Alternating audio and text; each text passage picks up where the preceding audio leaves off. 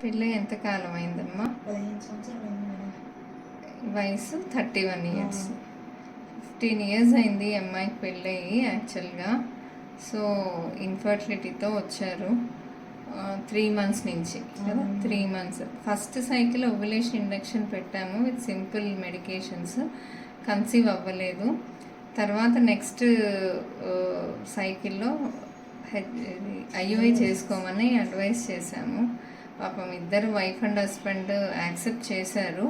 So first cycle of ఐయుఐతోనే with god's grace, భగవంతుడి దయ వల్ల చూడండి ఎంత బాగుందో హార్ట్ బీట్ కూడా.